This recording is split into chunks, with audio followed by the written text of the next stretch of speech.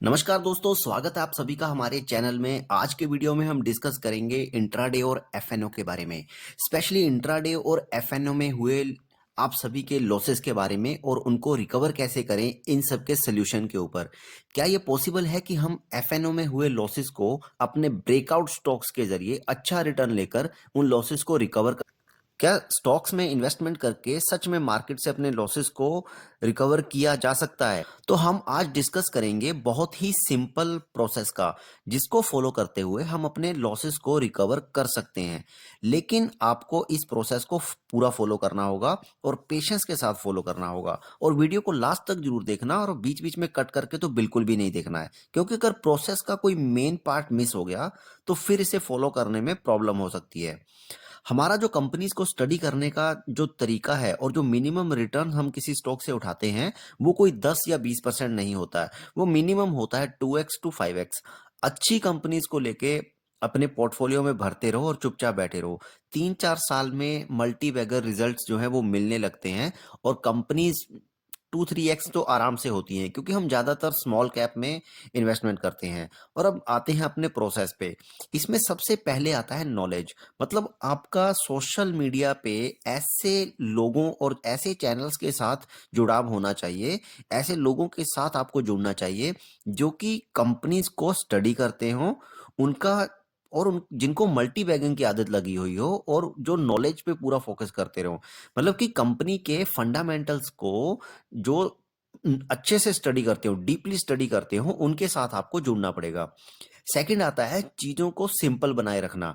Trading करना, investment करना कोई बड़ी टफ चीज नहीं है। इसको हम खामखा मुश्किल सा बना देते हैं। इस चीजों को सिंपल रखना होता है। जो भी आपका ट्रेडिंग का तरीका है उसे सिंपल होना चाहिए। मतलब कि आपको ये क्लियर कट होना चाहिए कि कौन सी कंपनी के फंडामेंटल अच्छे हैं, और उसको अपने रडार पे आपको रखना है। वो जैसे ही उसमें ब्रेकआउट के सिंबल दिखाई देने लगे तो उसको लेकर के बैठ जाओ। और प्रोसेस क्या है? अच्छी माइक्रो या स्मॉल कैप कंपनी जिनका मार्केट कैप 2000 करोड़ से 1000 करोड़ के बीच में हो, उनको स्टडी करो, उनके नोट्स बनाओ।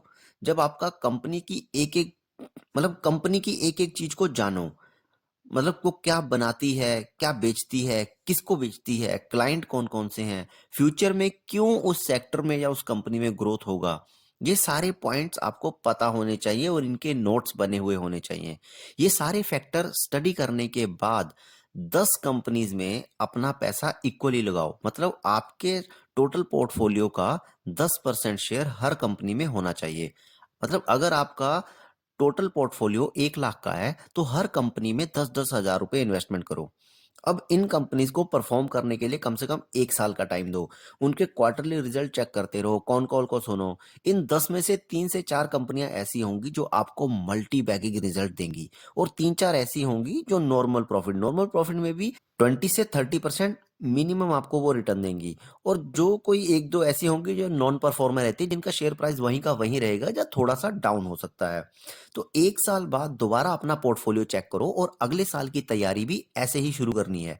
जब आपको ऐसी कंपनी से मल्टी बैगर प्रॉफिट लेने की आदत पड़ गई तो आप एफएनओ वगैरह को भूल जाओगे।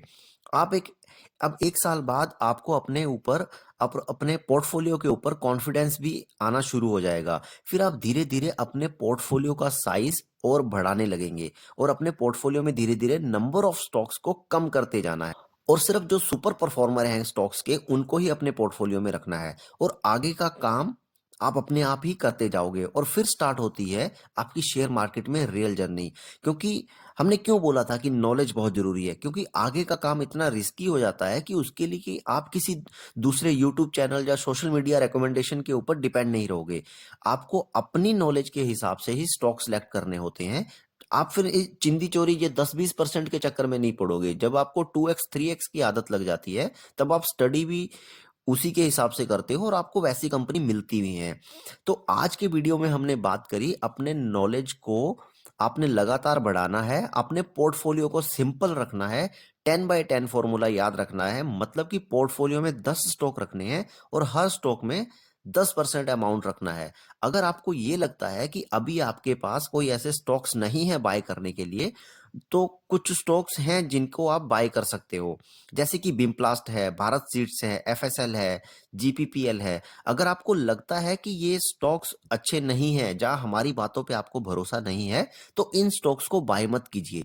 सिर्फ इनके ऊपर आज से नजर रखना शुरू कीजिए। अगले 6 महीने तक इनके रिटर्न्स को ट्रैक करना, और अगर आपको लगे कि हमने सही कहा था, तो 6 महीने बाद हम दोबारा इसी चैनल पे मिलेंगे। वीडियो अच्छा लगा हो तो लाइक कीजिए और चैनल को सब्सक्राइब कीजिए, और शेयर मार्केट से रिलेटेड जानकारी के लिए हमारे साथ जुड़े रहिए। पढ़ते रहिए, सीखते रहिए। Happy investing.